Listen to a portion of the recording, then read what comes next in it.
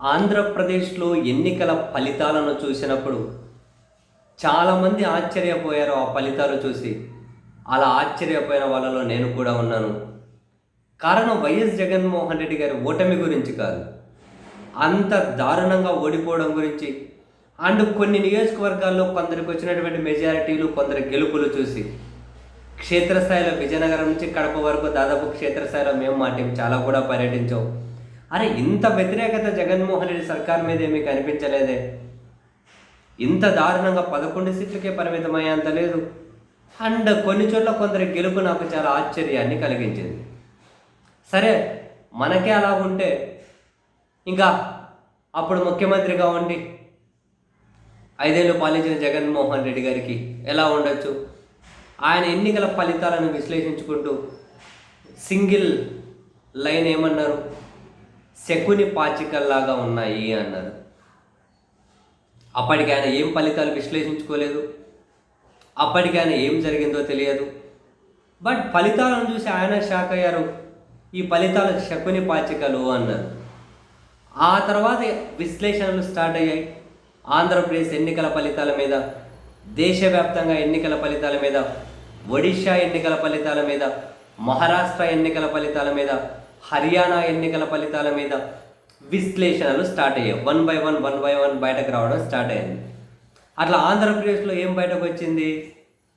ఎన్నికలకు కొద్ది రోజుల ముందు ఏకంగా 49 లక్షల ఓట్లు ఎలక్షన్ కమిషన్ కొత్త ఓటర్ల జాబితాలో చేర్చింది అని. ఒక్కసారిగా స్టన్నింగ్. అంత సాధ్యం కాదు. అంటే దాదాపు 12.54% కొత్త ఓట్లను చేర్చింది అని. ఎక్కడ, ఎందుకు, ఎలా ఇంత ఓట్లు వచ్చారో షాకింగ్. ఆ తర్వాత ఇంకో నిజమేంటి? సాయంత్రం 6-7 తర్వాత ఈ ఓట్లన్నీ పోలయ్యాయి అని. కొత్తగా ఎంతమంది ఓట్లనైతే చేర్చారో ఆ చేర్చిన ఓట్ల శాతం అంతా కూడా సాయంత్రం 6 అంటే పోలింగ్ టైం ముగిసిన తర్వాత పోలయ్యాయి అని. షాకింగ్. ఇంత ఏమంటారు, అంతమంది క్యూ లైన్లలో లేరే ఓట్లు వేయడానికి 6 తర్వాత. ఎన్నికల పోలింగ్ అయిపోయిన రోజే ప్రకటించాల్సినటువంటి ఎంత పర్సెంట్ పోల్ అయింది అన్నది ప్రకటించలేదు. తర్వాత ఎప్పటికో ప్రకటించారు. అది కూడా ఒక్కోసారి ఒక నంబర్ ప్రకటించారు, ఓట్ల ఫలితాలు వచ్చేసరికి మరో నంబర్ కౌంట్ చేశారు. ఇలాంటి అనుమానాలు చాలా వచ్చాయి. ఆ అనుమానాల చుట్టూ చర్చలు తిరుగుతూనే ఉన్న వేళ అండ్ వేరే రాష్ట్రాల్లో కూడా ఎన్నికల ఫలితాల చుట్టూ చర్చ జరుగుతున్న వేళ మీరు గ్రౌండ్ వర్క్ చేయకుండా ఆగిపోయి, నేను గ్రౌండ్ వర్క్ చేయకుండా ఆగిపోయి, ఇక్కడ ఓడిపోయిన వైసీపీ గ్రౌండ్ వర్క్ చేయకుండా ఆగిపోయి, అందరూ ఆగిపోతే ఇంకా డెమోక్రసీకి అర్థం ఏముంటుంది? ఎవరో ఒకరు వర్క్ చేయాలి కదా. సో ఆ పని రాహుల్ గాంధీ గారు చేశారు. అరే ఇంత దారుణంగా ఏంటి ఓడిపోవడం? సరే షాంపుల్గా మనం ఏదైనా నియోజకవర్గంలో ఎందుకు ఓడిపోయామో విశ్లేషణ చేసుకుందామని చెప్పి ఎలక్షన్ కమిషన్ను ఓటర్ లిస్ట్ ఇవ్వండి అని చెప్పి అడిగారు. వాళ్ళు ఇవ్వలేదు. అనుమానం వచ్చింది ఎందుకు ఇవ్వలేదు అని. 2-3 సార్లు లేఖలు రాయంగా ఓటర్ లిస్ట్ ఇచ్చారు. ఇన్ని ఓటర్ లిస్టులో మేము ఎట్లా చెక్ చేసుకోవాలి? కాబట్టి ఎలక్ట్రానిక్ ఎవిడెన్స్ ఇవ్వండి అని అడిగారు. ఎలక్ట్రానిక్ ఎవిడెన్స్ ఇవ్వలేదు. కాంగ్రెస్ పార్టీకి అనుమానం, శకుని పాచికల ఫలితాలు జగన్ చెప్పిన మాటే, అనుమానం స్టార్ట్ అయింది. మళ్ళీ అడిగారు, ఇవ్వలేదు. సరే సాయంత్రం 6 దాటిన తర్వాత ఎవరెవరు ఓట్లు వేసారో సీసీటీవీ ఫుటేజ్ ఇవ్వండి అని కాంగ్రెస్ అడిగింది. ఇవ్వకపోగా ఆ వీడియో ఫుటేజ్ కాల్ చేయాలని చెప్పి ఎలక్షన్ కమిషన్ నిర్ణయం తీసుకుంది. శకుని పాచికలు బలపడ్డాయి. రాహుల్ గాంధీ అనుమానం బలపడింది. ఒక టీం నియమించారు. వాళ్ళు ఖచ్చితంగా గెలుస్తామనుకున్న బెంగళూరు సెంట్రల్ అన్వేషించడం మొదలెట్టారు. 6 నియోజకవర్గాలు, అందులో అసెంబ్లీ కాన్స్టిట్యున్సీస్ కాంగ్రెస్కి మెజారిటీ. ఒక దగ్గర మహదేవపురం వస్తే ఏకంగా 1,00,000 ఓట్లు దొంగ ఓట్లు బయటపడ్డాయి. అవన్నీ జనం ముందుకు తీసుకొచ్చారు.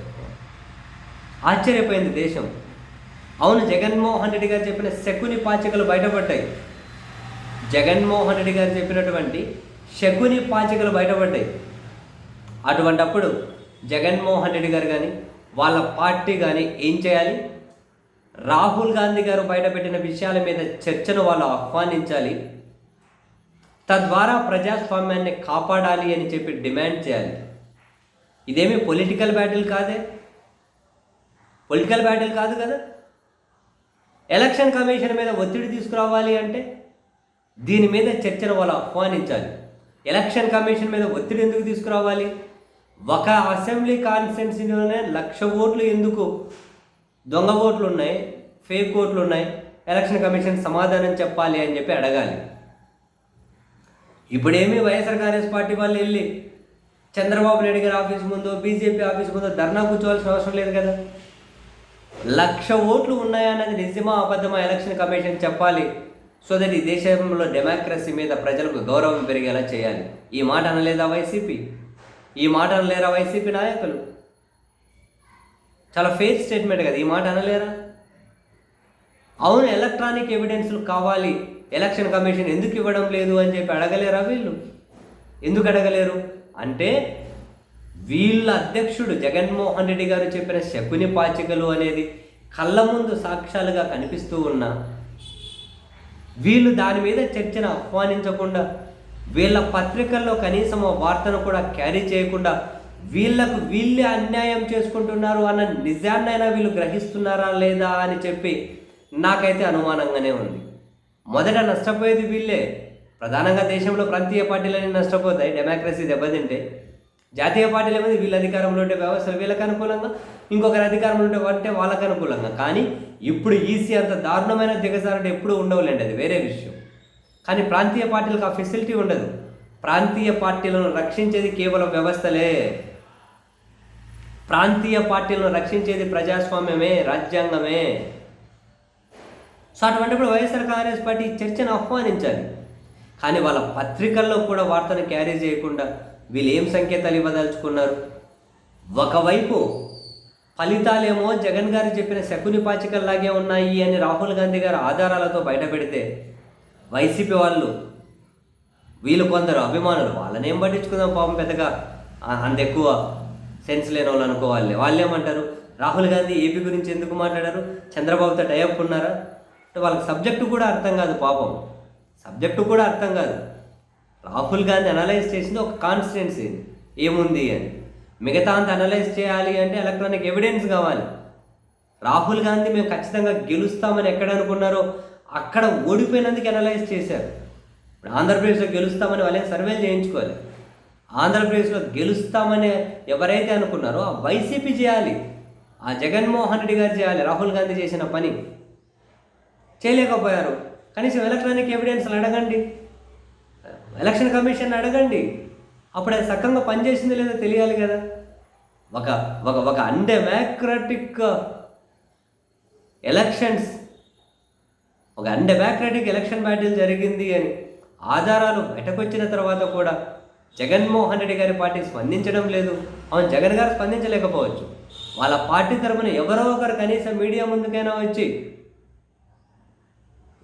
మేము ఏ రాజకీయ పార్టీలో నిందించడం లేదు, కానీ దేశ ప్రజాస్వామ్యం బ్రతకాలి అంటే, దేశ ప్రజాస్వామ్యం మీద ప్రజలకు విశ్వాసం పెరగాలి అంటే రాహుల్ గాంధీ గారు లేవనెత్తిన ప్రశ్నలకు రాహుల్ గాంధీ గారు అడుగుతున్న వాడికి ఈసీ సమాధానం చెప్పాలి. ఒక స్టేట్మెంట్ ఇవ్వలేరా? ఎలక్ట్రానిక్ ఎవిడెన్స్ ఎందుకు ఇవ్వదు ఈసీ? రాత్రి 7 తర్వాత ఎవరు ఓట్లేశారో ఎందుకు చెప్పదు ఈసీ? చెప్పమని వైసీపీ ఎందుకు అడగదు? ఏమనంటే రాష్ట్రంలో చంద్రబాబు ప్రభుత్వం అప్రజాస్వామికంగా ఉంది, చంద్రబాబు ప్రభుత్వం విషబీజాలు నాటుతుంది. అయ్యా, వాళ్ళ ప్రభుత్వం ఏర్పాటు జరిగిండేదే శకుని పాచకులు అనబడే అనుమానం మీద అని రాహుల్ గాంధీ చెబుతూ ఉంటే మీరు ఆ రూట్ కాజ్ని ప్రశ్నించకుండా ఆ రూట్ కాజు వెదజల్లుతున్నటువంటి అప్రజాస్వామిక విధానాలను ప్రశ్నిస్తారేంది? ప్రభుత్వం ఏర్పాటవ్వడమే అప్రజాస్వామికం అంటున్నారు రాహుల్ గాంధీ. ఒక ఆంధ్రప్రదేశ్లోనూ దేశంలోనూ ఆ బీజేపీ దాని పాలిత పక్షాలే అప్రజాస్వామికం అంటున్నారు. మీరు అసలు రూట్ను ప్రశ్నించకుండా మిగిలిన ప్రశ్నిస్తే మీకు ఎవరు మద్దతు ఇస్తారు? మిమ్మల్ని ఎవరు నమ్ముతారు? వైఎస్ఆర్ కాంగ్రెస్ పార్టీ మీరు అన్యాయం చేసుకుంటున్నారు. ఇది కాంగ్రెస్ పార్టీతో మిత్రత్వం కోసమో రాహుల్ గాంధీతో మిత్రత్వం, అసలు ఇది డజంట్ మ్యాటర్. అది కానే కాదు. ఇక్కడ అసలు మీరు రాహుల్ గాంధీ పేరు కూడా ప్రస్తావించాల్సిన అవసరం లేదు. వీళ్ళకంత ఇబ్బందిగా ఉంటే వీళ్ళేమనొచ్చు? ఓట్లతో చోరీ అని చెప్పి ఇంత పెద్ద ఎత్తున ప్రజల్లో చర్చ జరుగుతూ ఉన్నప్పుడు ఆ చర్చను అర్థవంతంగా ముగించాల్సిన, ఆ చర్చలో వస్తున్న అనుమానాలకు సమాధానం చెప్పాల్సిన బాధ్యత ఈసీ మీద ఉంది. ఒక్క వైసీపీ రిప్రజెంటేటివ్ ఈ మాట అనలేరా? జగన్ గారు అనలేరు. ఎందుకనలేరో మనకు తెలియదు. వైసీపీ అఫీషియల్గా వాళ్ళ సొంత పత్రికలు కూడా ఫ్రంట్ పేజీ కథనాలు రాయలేరు. ఎందుకు రాయలేరు తెలియదు. వైసీపీ స్పోక్స్ పర్సన్ కూడా ఎవరు కూడా నోరు కూడా తెరవడం లేదు. వీళ్ళు చాలా అన్యాయం చేసుకుంటున్నారు అన్న విషయం వాళ్ళకి తెలియాలంటే మరి ఇంత టైం పడుతుందేమో. మరి ఎక్కడికి పోయి మీ జగన్మోహన్ రెడ్డి గారు చెప్పిన శకుని పాచికలు? ఎక్కడికి పోయి ఆ స్టేట్మెంట్లు? కాదు లేదంటే మీరు మాట చెప్పండి, రాహుల్ గాంధీ గారు చెప్పింది తప్పు, రాహుల్ గాంధీ గారు మిస్లీడ్ చేస్తూ ఉన్నారు. రాష్ట్రంలో చంద్రబాబు గారి ప్రభుత్వమైనా, కేంద్రంలో మోడీ గారి ప్రభుత్వం, రాష్ట్రంలో కేంద్రంలో ఎన్డీఏ ప్రభుత్వం చాలా ప్రజాస్వామ్యబద్ధంగా ఎన్నికైంది. మాకు 11 సీట్లు రావడం అనేది చాలా ప్రజాస్వామికంగా జరిగింది. వాళ్ళకు 164 సీట్లు రావడం చాలా చాలా ప్రజాస్వామ్యయుతంగా జరిగింది అనైనా చెప్పండి. మీరు ఈ మాట చెప్పలేరు, ఆ మాట చెప్పలేరు.